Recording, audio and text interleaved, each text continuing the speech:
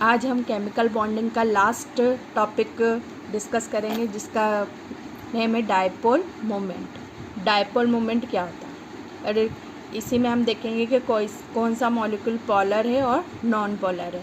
ठीक है, तो सबसे पहले हम ये देखेंगे कि डायपोल मोमेंट होता क्या है। डायपोल मोमेंट से हम क्या करते हैं, तो dipole moment is used to measure the polarity in a molecule. Dipole moment का यूज़ किया जाता है और मेज़र की जाती है उसकी polarity in a molecule. Molecule की पॉलरिटी पता की जाती है कि वो कितना पोलर है और कितना नॉन पोलर है, और इसको हम डिनोटेट करते हैं म्यू से। और इसको निकालने का जो फॉर्मूला होता है वो होता है mu is equal to Q into D E S U centimetre, और इसकी जो यूनिट होती है उसको बोलते हैं हम debye. 1 debye is equal to होता है 1 × 10⁻⁻18 ESU सेंटीमीटर। यहाँ जो म्यू है उसको हम बोलते हैं डायपोल मोमेंट। क्यू क्या है आपका, charge on any on atom. किसी भी जो एटम यूज़ करेंगे उस पर कौन सा चार्ज है, प्लस है कि माइनस है, उसको हम क्यू से डिनोट करेंगे। और जो डी है आपका इंटर न्यूक्लियर डिस्टेंस, यानी दो एटम के नाभिक के या न्यूक्लियस के बीच की जो भी दूरी होगी, जो डिस्टेंस होगी, उसको हम डी से डिनोट करेंगे। ये तीनों चीज़ें अगर हमें फाइंड है तो हम किसी भी चीज़, ये दो चीज़ें हमें फाइंड है तो हम किसी भी मॉलिक्यूल का डायपोल मोमेंट फाइंड कर सकते हैं। और इसकी जो यूनिट होती है उसको बोलते हैं हम डिबाई। इसको रिप्रेजेंट कैसे करते हैं, इसको रिप्रेजेंट करने का जो फॉर्मूला होता है, वो जो सिंबल होता है वो इस तरह का एरो होता है, इससे हम रिप्रेजेंट करते हैं। और इस एरो को किस और रिप्रेजेंट करते हैं, फ्रॉम इलेक्ट्रोपॉजिटिव टू इलेक्ट्रोनेगेटिव, यानी पॉजिटिव चार्ज से नेगेटिव चार्ज की, और इसको हम डिनोट करते हैं। या फिर less electronegativity to more electronegativity atom की ओर डिनोट करते हैं, यानी जिसकी इलेक्ट्रोनेगेटिविटी कम होती है उससे लेकर जिसकी इलेक्ट्रोनेगेटिविटी ज़्यादा होती है उस एटम की ओर इसको डिनोट करते हैं। इस तरह से अगर हम एग्जांपल देखें तो HCl का अगर हम एग्जांपल दें तो एग्जांपल H पे प्लस चार्ज आता है और क्लोरीन पर माइनस चार्ज आता है। ऐसा क्यों, क्लोरीन की इलेक्ट्रोनेगेटिविटी हाइड्रोजन से ज़्यादा होती है, तो जो इनके बीच में इलेक्ट्रॉन पेयर होता है वो क्लोरीन की ओर शिफ्ट हो जाता है, जिससे इन पे पार्शियली पॉजिटिव या पार्शियली नेगेटिव चार्ज आ जाता है।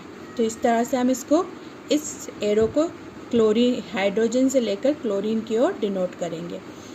इसी तरह अगर किसी एटम में लोन पेयर प्रेजेंट है तो हम एटम से लोन पेयर की ओर इसको डिनोट करेंगे। अगर लोन पेयर है तो, अगर नहीं है तो खाली हम पॉजिटिव से नेगेटिव की तरफ देखेंगे, या फिर लेस इलेक्ट्रोनेगेटिविटी से मोर इलेक्ट्रोनेगेटिविटी की ओर देखेंगे।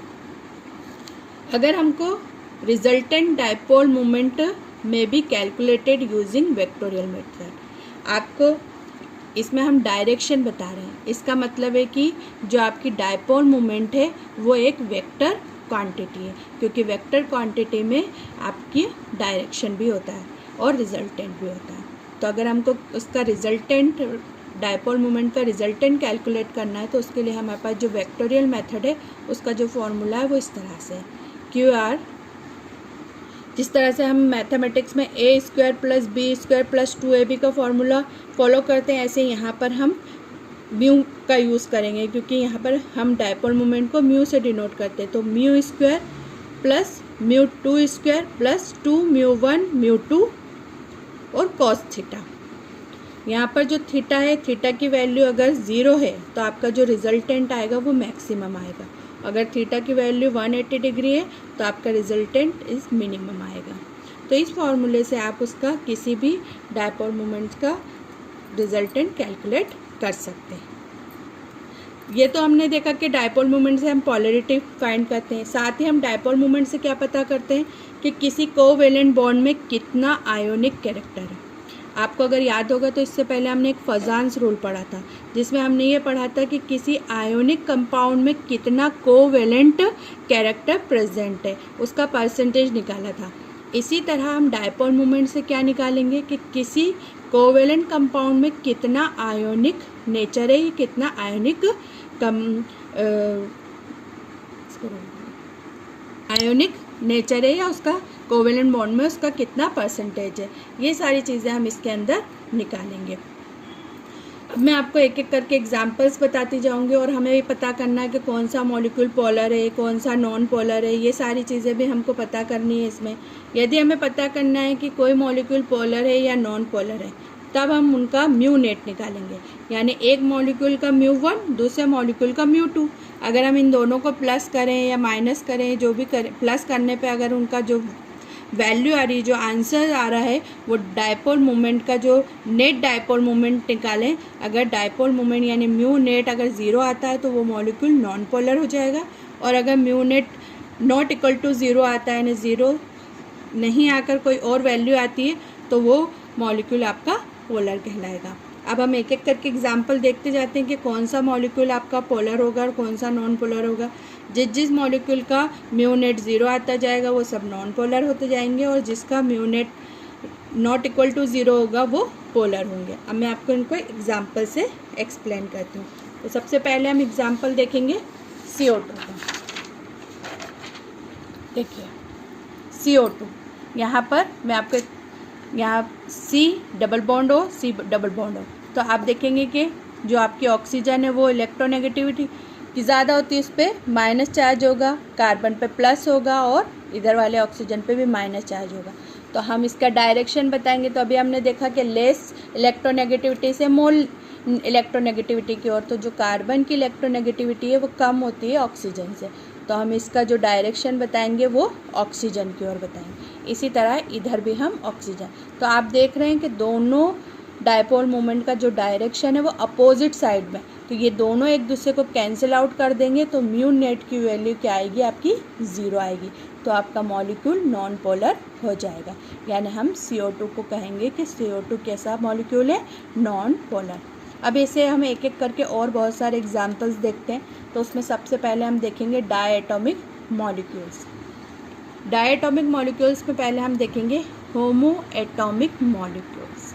होमो का मतलब होता है सिमिलर, जिसमें दोनों ही एटम एक जैसे होंगे, एक समान मॉलिक्यूल्स होंगे, उनको हम होमो एटॉमिक मॉलिक्यूल्स बोलते हैं। जैसे एग्जाम्पल है आपका H2, Cl2, Br2, O2, N2, ये सब आपके होमो एटॉमिक मॉलिक्यूल्स हैं।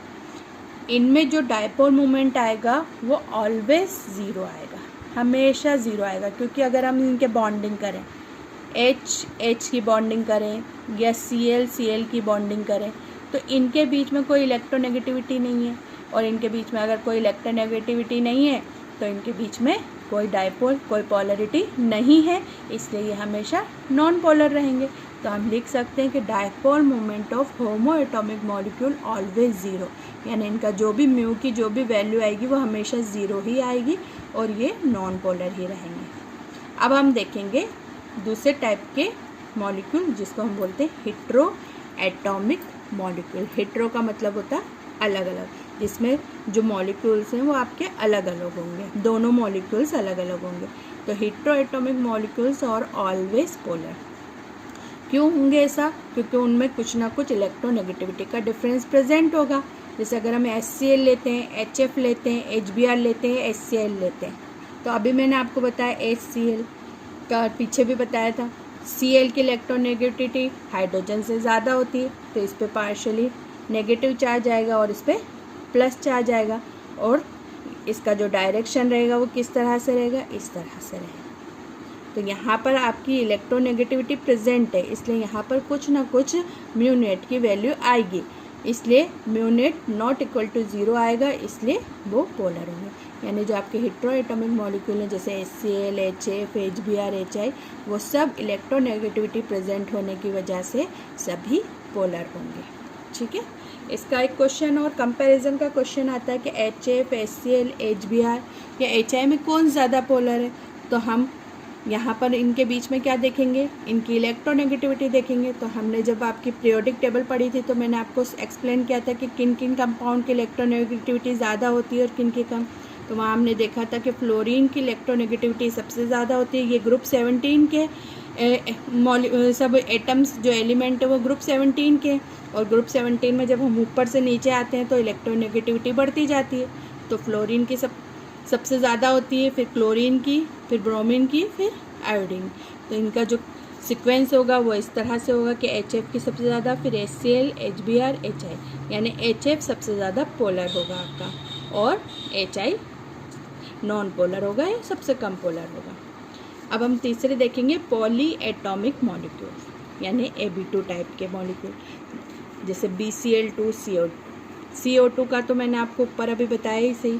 अब BCl2 का भी देख लीजिए, BE दोनों साइड आपके Cl आएंगे। बेरिलियम की इलेक्ट्रोनेगेटिविटी क्लोरीन से कम है तो हमारा डायरेक्शन क्लोरीन की तरफ रहेगा, बेरियम से क्लोरीन की तरफ रहेगा। देखिए आप यहाँ पर भी दोनों का डायरेक्शन अपोजिट है तो ये इसका म्यू इसके म्यू को कैंसिल आउट कर देगा, तो जो हमारा आंसर आएगा वो म्यू नेट जो आएगा वो 0 आएगा, तो आपका बेरियम क्लोराइड जो होगा वो नॉन पोलर होगा।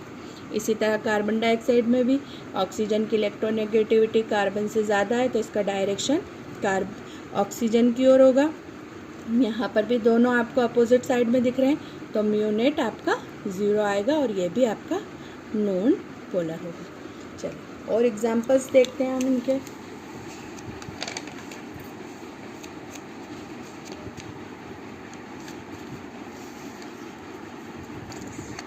पॉली एटॉमिक एटम में हमें एक चीज़ और देखना है, इनकी सिमेट्री भी देखना है, और अगर इनके जो आपका सेंट्रल एटम से जुड़ने वाले जो कॉर्नर एटम है अगर वो सिमिलर है तब भी आपका हमेशा जो मॉलिक्यूल होगा वो नॉन पोलर ही होगा। तो हम कह सकते हैं इसके लिए हमारे पास हम क्या कहेंगे कि if polyatomic molecule is symmetric, अगर वो सिमेट्रिक है and surrounding atom are same, और उसके चारों तरफ के जो सराउंडिंग एटम है वो भी सेम है, तो then mu net will be 0। Mu net की वैल्यू हमेशा 0 आएगी and compound will be non polar, और कंपाउंड हमेशा आपका नॉन पोलर रहेगा। तो ये बात आप याद कर सकते हैं कि कोई अगर पॉली एटॉमिक मॉलिक्यूल है जिसमें सिमेट्री है, और सिमेट्री कुछ भी हो सकती है जैसे लीनियर, टेट्रागोनल, ट्राइगोनल, ऑक्टाहेड्रल, ये सब हमने हाइब्रिडाइजेशन में पढ़ा है। वहाँ पर हमने बहुत सारे मॉलिक्यूल्स की सिमेट्री पढ़ी, तरह तरह की सिमेट्री पढ़ी है। तो अगर उनमें सिमेट्री जो प्रेजेंट है और उनके सराउंडिंग एटम भी सेम है तो उनका म्यू नेट हमेशा क्या आएगा, आपका 0 आएगा, और वो सभी मॉलिक्यूल्स आपके कैसे रहेंगे, नॉन पोलर मॉलिक्यूल रहेंगे। अब इससे रिलेटेड मैं आपको और एग्जांपल्स समझाती हूँ जिसमें हम पॉली एटॉमिक में दूसरे टाइप के देखेंगे। जैसे अभी हमने AB2 टाइप के मॉलिक्यूल देखे, अब हम देखेंगे AB3 टाइप्स के। पॉली एटॉमिक मॉलिक्यूल AB3 जिसमें आएगा आपका BCl3, BF3, BI3। देखिए अब इसकी भी अगर हम इसका स्ट्रक्चर बनाएं तो बोरान है, क्लोरीन, हमने तीनों साइड पे इसको अरेंज किया। आप देखो इसमें भी सिमेट्रिक है ये, और इनका हम डायरेक्शन बताएंगे। क्लोरीन की जो इलेक्ट्रोनेगेटिविटी है वो बोरान से ज़्यादा है, तो जो हमारा डायरेक्शन होगा वो सब क्लोरीन की तरफ होगा। तो देखिए आप सबका जो डायरेक्शन है वो अपोजिट साइड में, और अपोजिट साइड में होने पर हमेशा ये सब एक दूसरे को क्या कर देते हैं, कैंसिल आउट कर देते हैं, जिससे इनका जो म्यू नेट आता है वो हमेशा 0 आता है, और इनके सराउंडिंग एटम भी सेम है। तो ये सिमेट्रिक है, सराउंडिंग एटम भी इनके सेम है, म्यू नेट भी इनका 0 है, तो मॉलिक्यूल कैसा हो जाएगा, आपका नॉन पोलर हो जाएगा। तो इस तरह से आपके नॉन पोलर हो जाएंगे। देखिए अब आपको एक एग्जांपल्स और बताते हैं। देखिए SO3 और SO2 में SO3 अगर हम उसकी सिमेट्री देखें, उसका हमने पहले बहुत बार हमने ज्योमेट्री बना रखी है हाइब्रिडाइजेशन में, आपको याद ही होगी, तो एक बार और देख लीजिए। सल्फ़र को हम बीच में लेंगे, ऑक्सीजन के कॉर्नर एटम है और सिमिलर है, और इसमें आपकी सिमेट्री भी प्रेजेंट है। और जो हम इलेक्ट्रोनेगेटिविटी यानी डायपोल मोमेंट का जो डायरेक्शन बताएंगे वो कैसे बताएंगे, सल्फ़र की इलेक्ट्रोनेगेटिविटी ऑक्सीजन से कम होती है, तो इसका डायरेक्शन सबके किधर जाएंगे, ऑक्सीजन की ओर जा रहे हैं, और सब अपोजिट डायरेक्शन में, इसलिए ये सब एक दूसरे को कैंसिल आउट कर देंगे। आपका म्यू नेट 0 हो जाएगा और मॉलिक्यूल नॉन पोलर हो जाएगा।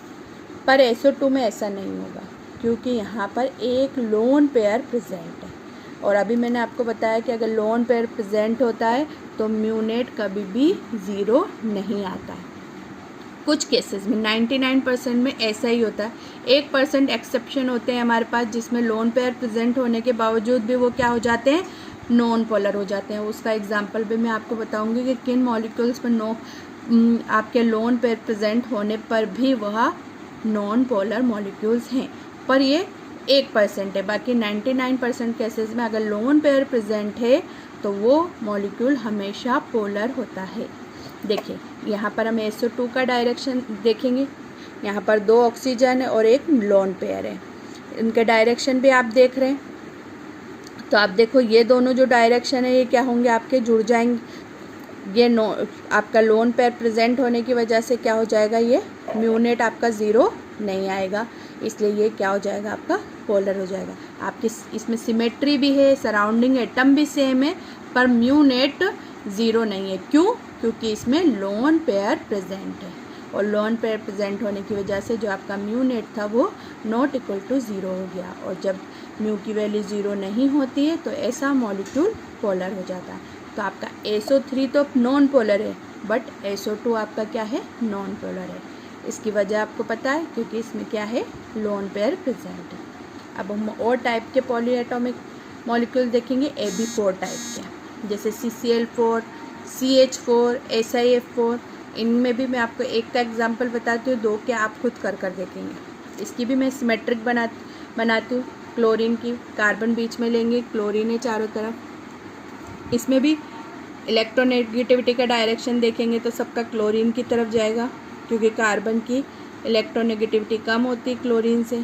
तो आप देख रहे हैं इस तरह से ये डायरेक्शन आएगा। ये सब अपोजिट साइड में जा रहे हैं, तो इनका क्या, म्यूनेट हमेशा 0 आएगा, और इनमें लोन पेयर भी एब्सेंट है, इसलिए आपका मॉलिक्यूल नॉन पोलर हो जाएगा। चलिए अब और पोली एटॉमिक दिखाती हूँ मैं आपको। AB5, इसमें एग्जाम्पल है आपका PCl5 और Pi5। तो PCl5 का देख रहे हैं हम, तो यहाँ पर आपको बीच में आपको फास्फोरस लेना है 5 और 5 क्लोरीन इससे आपको जोड़ना है। इसकी सिमेट्री आपको कैसी दिख रही है, ट्राइगोनल बायपिरामिडल ज्योमेट्री। और इनका अगर डायरेक्शन हम देखें तो सभी का किस ओर जाएगा, क्लोरीन की तरफ जाएगा, और सब अपोजिट साइड में, सब एक दूसरे को क्या कर देंगे, कैंसिल आउट कर देंगे। तो आपका म्यूनेट 0 आ जाएगा और मॉलिक्यूल आपका नॉन पोलर हो जाएगा। तो ऐसे आपके बहुत सारे मॉलिक्यूल्स हैं, और आपको उनकी क्या याद होनी चाहिए, उनकी सिमेट्री याद होनी चाहिए। सिमेट्री हमने सब काय में पढ़ी है, आपकी हाइब्रिडाइजेशन में पढ़ी है। तो इस तरह से अगर आपको उनकी सिमेट्री पता है तो आप उसमें उनको पोलर है कि नॉन पोलर ये फाइंड कर सकते हैं। चलिए और एग्जाम्पल में क्वेश्चन आता है एग्जाम में, H2O, NH3 और CH3O CH3 में कौन पोलर है और कौन नॉन पोलर है।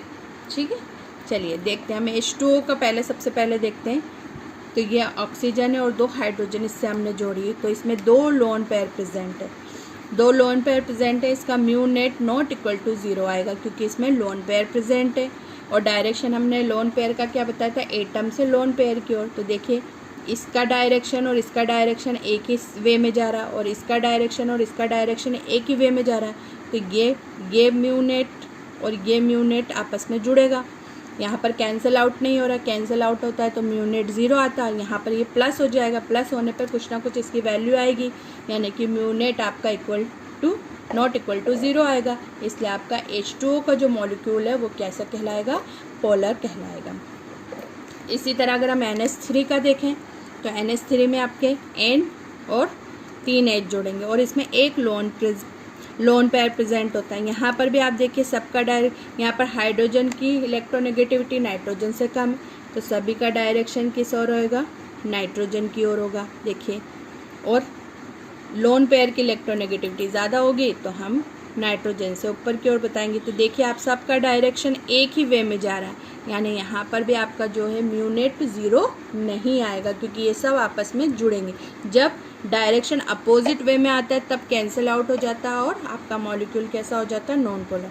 पर जब एक ही डायरेक्शन में सबका डायपोल मोमेंट आता है तो वो सब आपस में जुड़ जाते हैं, जिससे म्यूनेट की वैल्यू 0 नहीं आती और आपका मॉलिक्यूल क्या बन जाता है, पोलर हो जाता है। तो इस तरह से हम एग्जाम्पल्स कर देख सकते हैं। आप भी बहुत सारे और एग्जाम्पल्स करके देखिए, जिससे आपको अच्छे से प्रैक्टिस हो जाए और आप उनके डायपोल मोमेंट निकाल सकें और पता कर सकें कि कौन सा मॉलिक्यूल पोलर है और कौन सा नॉन पोलर है।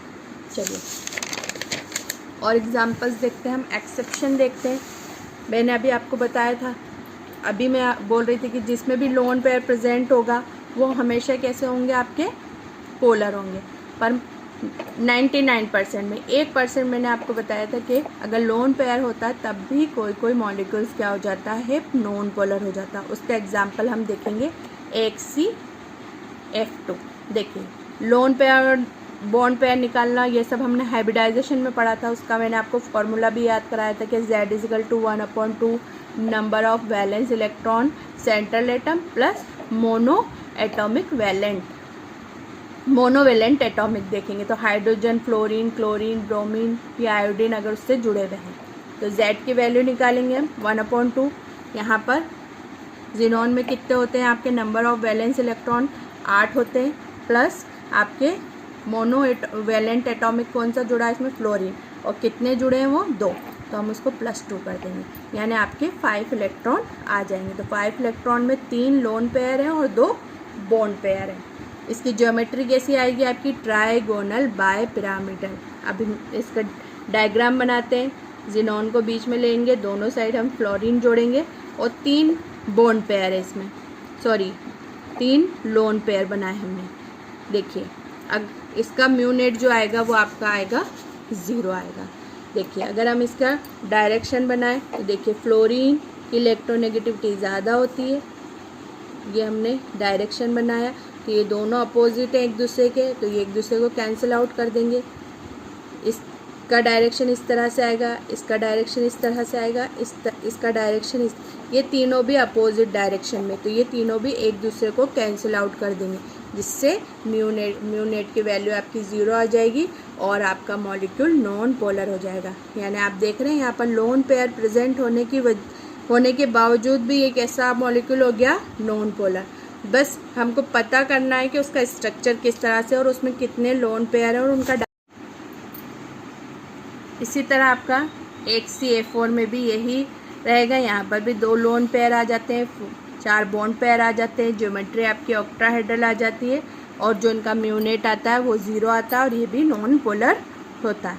तो इस तरह से ये हमने एक्सेप्शन भी देख लिया कि जैसे हमें पता है कि लोन पेयर प्रेजेंट होने पर 99% वो सब पोलर होते हैं, बट कुछ एक्सेप्शन है जो मैंने आपको करवा दिए कि ये अगर लोन पेयर प्रेजेंट है तब भी ये नॉन पोलर हो सकते हैं। चलिए अब हम देखेंगे सिस और ट्रांस मॉलिक्यूल्स कैसे होते हैं। सिस और ट्रांस मॉलिक्यूल वो मॉलिक्यूल्स होते हैं जिनकी आप देख रहे हैं, ये मैंने यहाँ पर 2 डायग्राम बनाए हैं और दोनों का जो स्ट्रक्चर है वो सिमिलर दिख रहा है आपको, और दोनों में जो मैंने जो सेंट्रल एटम जोड़े हैं, मतलब जो सेंट्रल एटम से जो कॉर्नर एटम जोड़े हैं वो भी सिमिलर है। तो अब देखिए यहाँ पर आपको जो H दिख रहा है वो अपोजिट साइड में दिख रहा है और क्लोरीन भी अपोजिट साइड में। जब हम एटम को क्या जोड़ेंगे, एटम विल बी अपोजिट, यानी जब भी एटम अपोजिट साइड में होंगे तब इस तरह का जो स्ट्रक्चर होगा उसको हम बोलते हैं ट्रांस मॉलिक्यूल।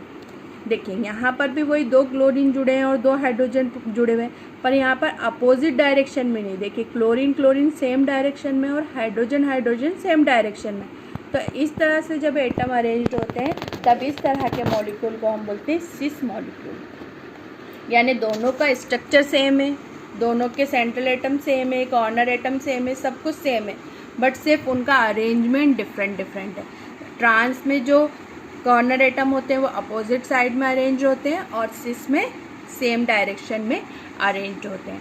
तो जो ट्रांस मॉलिक्यूल होते हैं उनका म्यूनेट हमेशा 0 ही आता है। देखिए किस तरह से, अपोजिट साइड में तो हाइड्रोजन की इलेक्ट्रोनेगेटिविटी कार्बन से कम है तो इसका डायरेक्शन इधर जा रहा है, हाइड्रोजन से इधर आ रहा है। तो देखिए आप दोनों का डायरेक्शन अपोजिट है, एक इधर जा रहा है और एक इधर जा रहा है, तो दोनों ने एक दूसरे को कैंसिल आउट कर दिया।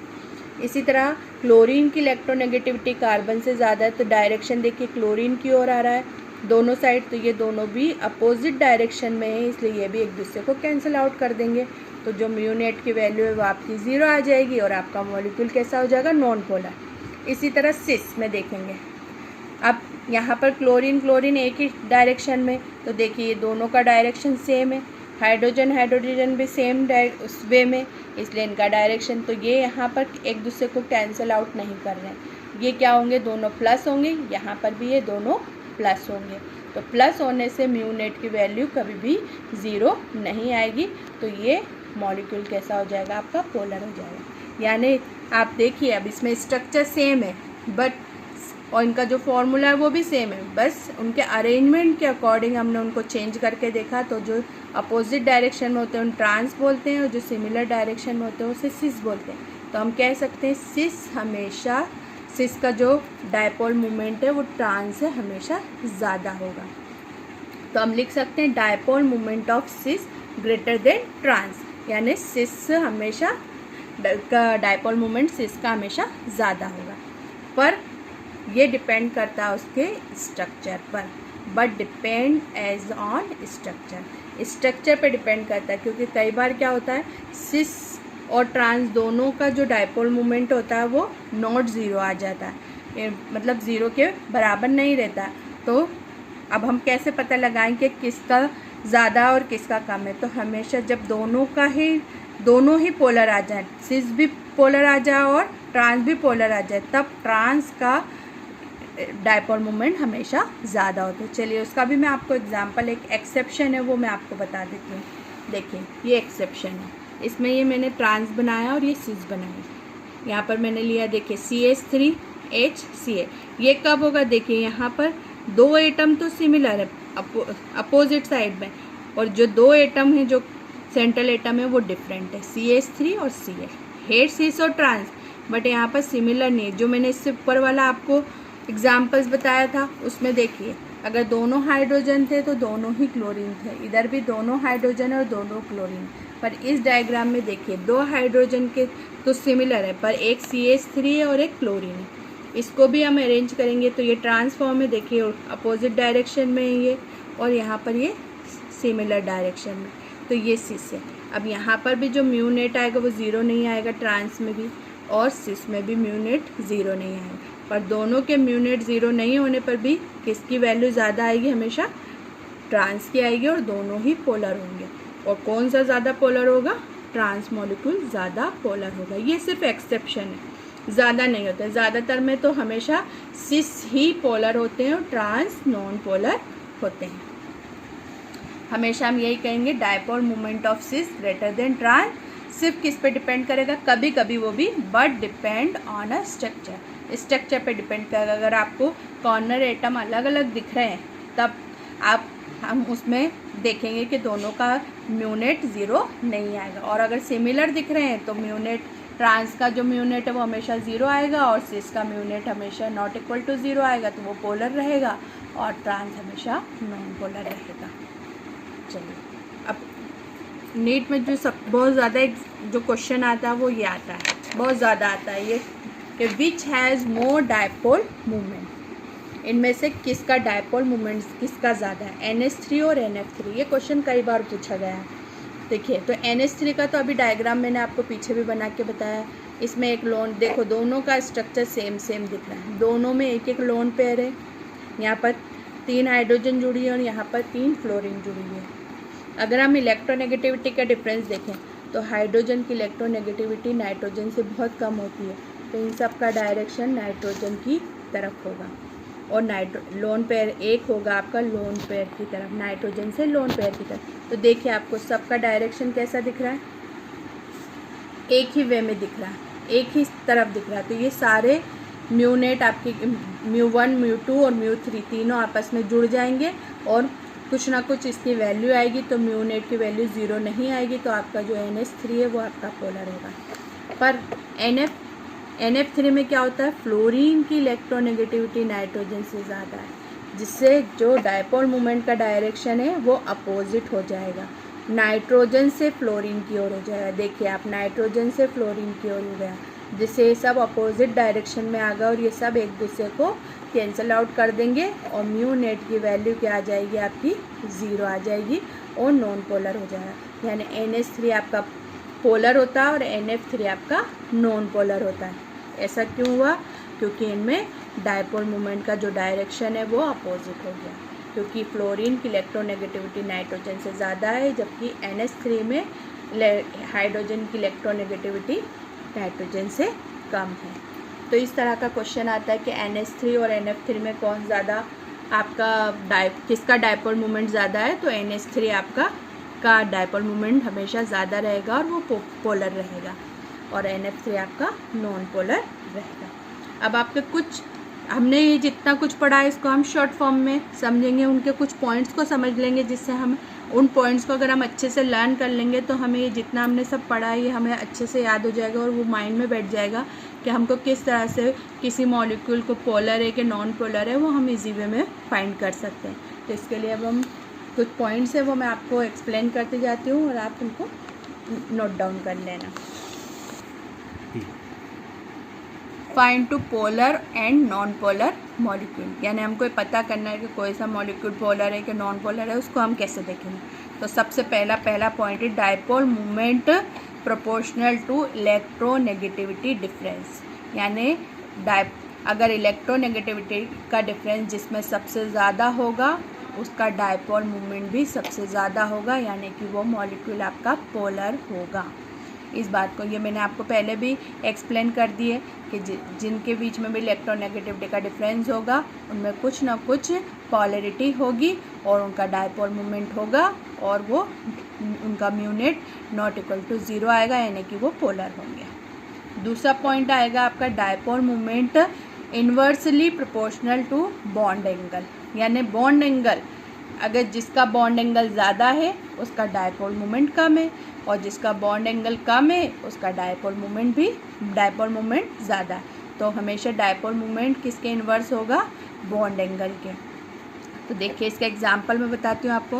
ये आप बेंजीन बनाइए, ये डायग्राम तो आपको याद ही है, ये इसको बेंजीन बोलते हैं। इसमें कुछ पोजीशन होती है, अगर यहाँ पर कोई मॉलिक्यूल जुड़ा हुआ है इस पोजीशन पे तो उसको हम बोलते हैं ऑर्थो पोजीशन, और इनके बीच में जो बनने वाला एंगल होता है वो 60 डिग्री का होता है।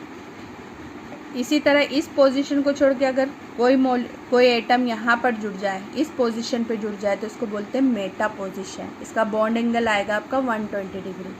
और अगर इन दोनों पोजीशन को छोड़ के अगर कोई एटम इस पोजीशन पे जुड़ जाए तो हम बोलते हैं उसको पेरा पोजीशन, यानी बॉन्ड एंगल आपका 180। देखिए आपको भी कुछ सीधा हो गया है 180 का, यहाँ पर 120 और यहाँ पर 60। तो इस पोजीशन को हम बोलते हैं ऑर्थो पोजीशन, मेटा पोजीशन और पेरा पोजीशन। तो जो ऑर्थो पोजीशन पे अगर कोई मॉलिक्यूल है तो देखिए इसका बॉन्ड एंगल सबसे कम है, तो जिसका बॉन्ड एंगल सबसे कम होगा उसका डायपोल मोमेंट सबसे ज़्यादा होगा, यानी कि वो सबसे ज़्यादा पोलर होगा। तो ऑर्थो आपका सबसे ज़्यादा पोलर होगा, उसके बाद मेटा और फिर पेरा। अगर एग्ज़ाम में इस तरह के डायग्राम आते हैं और अगर आपसे पूछा जाए कि इसमें कौन सा सबसे ज़्यादा पोलर है तो सिर्फ आपको उनकी पोजीशन देखना है। अगर वो ऑर्थो पोजीशन पे है तो वो सबसे ज़्यादा पोलर होगा, उसके अगर पेरा पे है तो उससे कम होगा, और अगर मेटा पे है तो उससे कम होगा, और अगर पेरा पोजीशन पे होगा यानी अब आप देखो बिल्कुल अपोजिट डायरेक्शन में आ गए तो इसका जो म्यूनेट आएगा वो हमेशा 0 आएगा। ये एक दूसरे को कैंसिल आउट कर देंगे जिससे ये नॉन पोलर हो जाएगा। यानी पेरा पोजीशन पे अगर कोई मॉलिक्यूल जुड़ा हुआ है तो वो कैसा होगा, नॉन पोलर होगा। बाकी आपके ये सब ऑर्थो पोजीशन वाला आपका पोलर होगा। तीसरा point dipole moment of homo atomic molecule always 0। ये चीज़ भी मैंने आपको पढ़ाई कि अगर होमो एटॉमिक मॉलिक्यूल है तो वो हमेशा उनका जो म्यूनेट है वो हमेशा 0 आएगा और वो कैसे होंगे, आपके नॉन पोलर होंगे।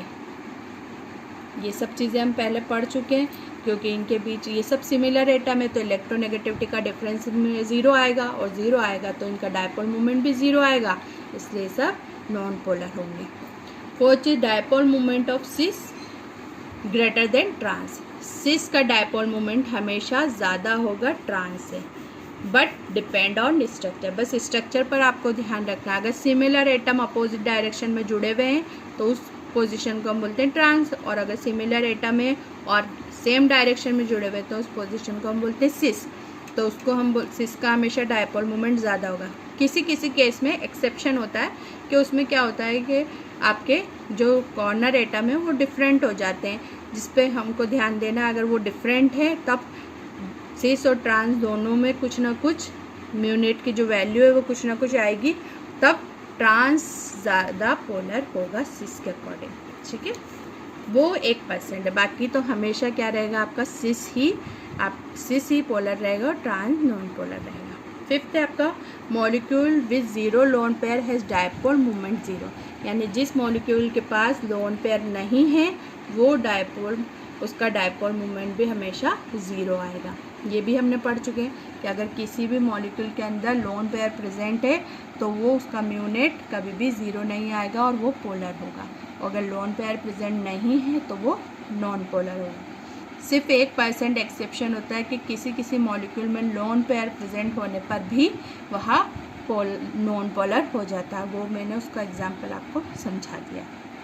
तो ये सारी चीज़ें थी। अगर ये 5 पॉइंट आप अच्छे से लर्न कर लेते हैं तो आपको एग्ज़ाम में कोई भी क्वेश्चंस आते हैं तो आप उनको इजी वे में सॉल्व कर सकते हैं। आपको ज़्यादा डिटेलिंग नहीं करनी पड़ेगी, सिर्फ आपको उनके बीच की इलेक्ट्रोनेगेटिविटी याद करनी पड़ेगी। किस मॉलिक्यूल की इलेक्ट्रोनेगेटिविटी ज़्यादा है, जिसकी ज़्यादा होगी उसका डायपोल मोमेंट सबसे ज़्यादा होगा।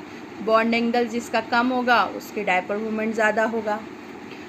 होमो एटॉमिक एटम दे रखे हैं आपसे और आपसे पूछा गया है कि इनका डायपोल मोमेंट बताइए, तो वो हमेशा ज़ीरो आएगा और नॉन पोलर होंगे। डायपोल मोमेंट सिस का हमेशा ज़्यादा होगा ट्रांस के अकॉर्डिंग, और जिनमें भी लोन पेयर प्रेजेंट नहीं है उनका डायपोल मोमेंट भी ज़ीरो रहेगा। तो ये 5 पॉइंट आप अच्छे से लर्न कर लीजिए और साथ में इनके एक्सेप्शन भी याद कर लीजिए, वो मैंने आपको सारे करा दिए। चलिए अब हम कुछ स्पेसिफिक केसेस देख लेते हैं, उन्हें भी आप याद कर लीजिए। Specific cases of dipole moment देखिए, CH3F, CH3Cl, CH3Br, CH3I, इन सब में अगर आपसे पूछा जाए कि डायपोल मोमेंट किसका ज़्यादा है तो देखिए CH3F का थोड़ा सा इलेक्ट्रोनेगेटिविटी ज़्यादा है, पर मैंने आपको याद हो जब मैंने आपको पीरियोडिक टेबल बताई थी तो यहाँ पर साइज़ फैक्टर डिपेंड करता है। क्लोरीन का साइज़ फैक्टर थोड़ा सा ज़्यादा हो जाता है, जिसकी वजह से इसका जो डायपोल पोलरिटी है वो थोड़ी सी बढ़ जाती है, किसके अकॉर्डिंग, फ्लोरीन के अकॉर्डिंग। इसलिए CH3F की इलेक्ट्रोनेगेटिविटी कम हो जाती है, किसके अकॉर्डिंग, CH3Cl, क्योंकि यहाँ पर इसका थोड़ा सा साइज़ बड़ा होता है फ्लोरीन से, तो यहाँ पर इलेक्ट्रॉन को एक्सेप्ट करने की कैपेसिटी ज़्यादा हो जाती है। ये सारी चीज़ें हम पहले पढ़ चुके हैं जब मैंने आपको पीरियोडिक टेबल पढ़ाई थी और केमिकल बॉन्डिंग पढ़ाई थी। इसलिए हमने जो आप इनके जो सिंबॉलिक के ग्रेटर देन लेस देन के वो इस तरह से रहेंगे, तो इनको आप थोड़ा सा अच्छे से समझ कर याद कर लीजिए। CH3Cl, CH3Cl2, जैसे जैसे क्लोरीन की वैल्यू बढ़ती जा रही है, यानी क्लोरीन यहाँ पर 1 क्लोरीन थी, या 2 हो गई, या 3 हो गई, या 4 हो गई, तो जैसे जैसे क्लोरीन बढ़ती जा रही है वैसे वैसे आपका मॉलिक्यूल क्या होता जा रहा है, नॉन पोलर होता जा रहा है। यानी CH3Cl, यानी अगर 1 क्लोरीन है तो वो हाईली पोलर है, और जैसे जैसे क्लोरीन की वैल्यू बढ़ती जा रही है वो नॉन पोलर होता जा रहा है। क्यों? क्योंकि वो उनके जो डायरेक्शन होगा क्लोरीन के बीच का वो क्या होता जाएगा, कैंसल आउट होता जाएगा और म्यूनेट की वैल्यू ज़ीरो होती चली जाएगी। इसी तरह NH3, Ni3, NBr3, NCl3 और NF3 में भी यही है। NH3 आपका हाईली पोलर होगा और NF3 आपका नॉन पोलर होगा। इसका एग्जांपल तो मैंने अभी आपको एक्सप्लेन भी किया। अब डायपोल मोमेंट का हम यूजेस कहाँ कहाँ करते हैं, to find geometry of compound, compound की ज्योमेट्री फाइंड करने में यूज़ करते हैं। टू फाइंड आयोनिक कैरेक्टर, ये मैंने आपको स्टार्टिंग में भी बताया था कि हम डायपोल मोमेंट से क्या फाइंड करते हैं कि किसी भी कोवेलेंट कंपाउंड में कितना % आयोनिक कैरेक्टर है, वो निकालने के लिए आपके पास फॉर्मूला है ionic nature percent mu observed upon mu observe Q into D into 100। Q into D का फॉर्मूला मैंने आपको लिखा रखा है कि Q क्या होता है, किसी भी एटम का चार्ज, और D क्या होता है, न्यूक्लियर डिस्टेंस। ये दोनों की वैल्यू आपको दे रखी होगी और ये आप फाइंड कर लेंगे तो आप किसी भी कोवेलेंट कंपाउंड का आयोनिक कैरेक्टर निकाल सकते हैं। To difference cis and trans alkenes, आप इससे सिस और ट्रांस एल्केन में डिफरेंस भी कर सकते हैं। तो इस तरह से आज आपका केमिकल बॉन्डिंग का लास्ट टॉपिक था आपका डायपोल मोमेंट, जो मैंने आपको अच्छे से एक्सप्लेन किया है, और आज हमारा केमिकल बॉन्डिंग एंड हो गया। अगर पूरे चैप्टर में आपको कोई भी परेशानी है, कोई भी दिक्कत है, तो आप मुझे कमेंट्स करके ज़रूर बताएं कि हमें ये टॉपिक या लाइन समझ में नहीं आई है, तो मैं उसको आपको दोबारा से एक्सप्लेन कर दूँगी। ठीक है, ओके।